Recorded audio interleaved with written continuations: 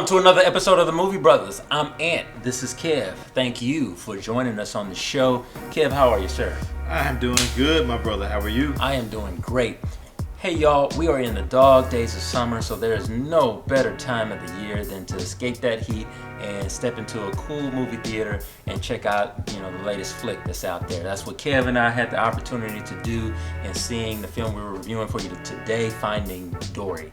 Finding Dory is rated PG, has a runtime of 1 hour and 37 minutes. This is an animated comedy, and we get an opportunity to see the continuing adventures from 2003's Finding Nemo. Right? In this case, we have Dory. You guys remember Dory from Finding Nemo, and she suffers from short-term memory loss, right? And she's still dealing with that condition. But even in the midst of all of that, she somehow gets reminded that she has a family of her own. Right. All right. And so she enlists the help of her old buddies from Nemo. You got Nemo, you got Marlin, and a host of other characters that join her to go on a quest to try to find her family. This is the continuing adventures of the Finding Nemo cast as they go on, like I said, or like Ant said, Dory's adventures to find her family.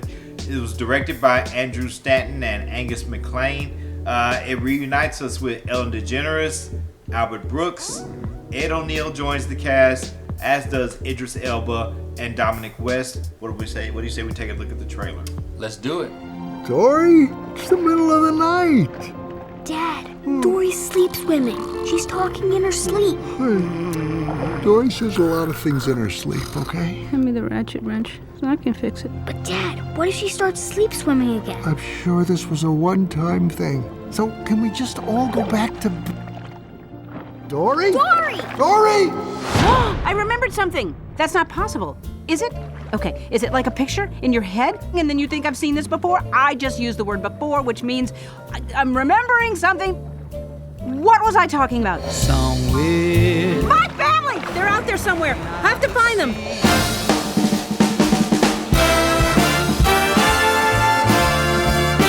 Okay, y'all, hey, believe it or not, it has been 13 years since we were brought Finding Nemo. And Finding Dory is finally here. I know there's a lot of fans out there that are, that love the original film and could not wait for this to come out. And a lot of Dory fans. Yeah, a lot of Dory fans out there. And so we finally got a chance to take a peek. And you know how it is when it's a long, you wait for something a long time. The expectations kind of increase with that. At least for me, they do. And one thing I got to say about this film, Kev, is that it's like all of the key ingredients for the making of this. I'm gonna bake this great cake. It's all there. You got a great cast, right? And a lot of the same cast from the first one. It's beautiful, right? It's Disney, right. Pixar, no problems there. You got a great message for the kids. There's lots of encouraging things throughout the film. Right. But yet, it still kind of falls flat for me.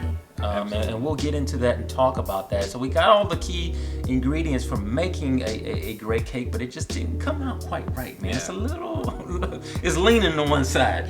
When I tasted that cake 13 years ago, I was in a completely different period in my life. I was a newly minted father at that time with my newborn son. So I could identify with Marlin and the willingness to do anything necessary to ensure the safety of your child. Okay, so that resonated strongly with me.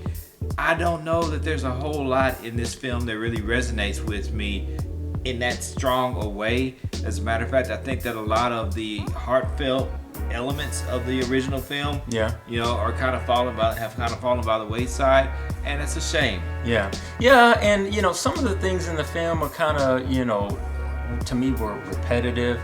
Marlin is back. Now, you would have thought after 13 years his attitude would have changed somewhat, but he still got some of the same old bad habits and stuff. So some of that was kind of like, yeah, I've seen this. And then for me, he's still voiced by Albert Brooks, and so I think that's just Albert Brooks. That's just him. Okay, well, fair enough. And then Dory, which it's not that I dislike Dory, the character Dory. I just don't know if I ever saw that character as a lead. And even in this, I don't ever seen her as being interesting enough to want to, see her as, the kind of the main focus. And I'm not so sure that this film sees her necessarily as the lead all the time either. Marlin and Nemo take up a good 50% of this film. You think so? You know, it seems like it. It seems like their adventures, their ongoing ventures, are just as important to the script as Dory's, if not more so at times. And you're like, okay, wait a minute, this is a film about Dory, is it not? You have to ask yourself that from time to time. Yeah, that's true. That's true.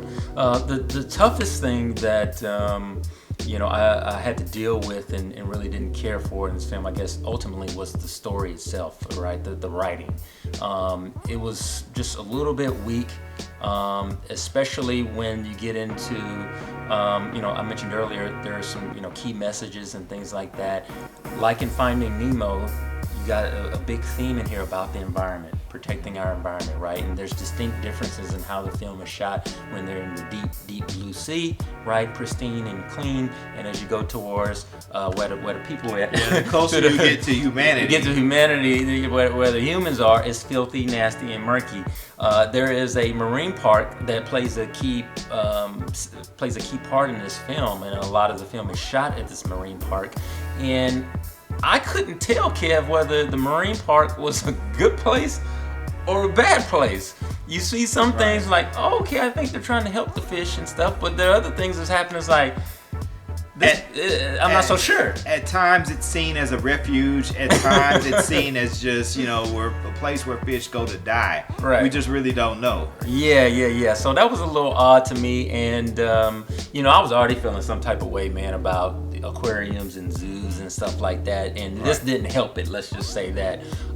So that was a little weird to me, and a little bit preachy at times. You got Dory swimming around with a 6-pack ring hanging around her head for 2 minutes. I was just like, you just want to reach into the film and take that ring off her head. But anyway. What do you say we put some points on this thing? Yeah, let's put some points on this thing. Hey, like I said, the ingredients are there. The film just falls flat. It's just, I could not make the same connection with Finding Dory that I did in Finding Nemo, okay? I give this film personally a 6 out of 10. For those of you that have never seen us review a kid's film the way I do mine, I have a 14-year-old daughter. I incorporate her score into mine. I give it personally a 6. She gave it a 9. I averaged the 2. That puts us at a 7.5. 7.5 from my camp. What you got, kid? Okay. This is not a bad movie by any stretch of the imagination. It's still good. It's still well made. Okay. I don't think Pixar is capable of anything poorly made or constructed. However, I just felt like the film just kind of falls flat a little bit in terms of the narrative and the story. Andrew Stanton, he's always been awesome, at the helm or near the helm of some of Pixar's greatest films. He was co-responsible for WALL-E, Up, Monsters Inc., the Toy Story films. He had a hand in all of those, and you can see flashes of that in Finding Dory, but they're just not consistent enough for it to be just one of the classics that Pixar is capable of making and has made in the past. I give this movie a 7 out of 10. Okay, 7.5 on this side, 7 from Kev. That is our show. Okay, be sure to check out our website, themoviebrothers.com. Or you can check us out on Twitter at The Movie Brothers. Yep, same handle on Instagram, The Movie Brothers. I'm Ant. This is Kev. We are The Movie Brothers. And this is the place, the one and only place, where we bring you nothing but the real on the real. Peace.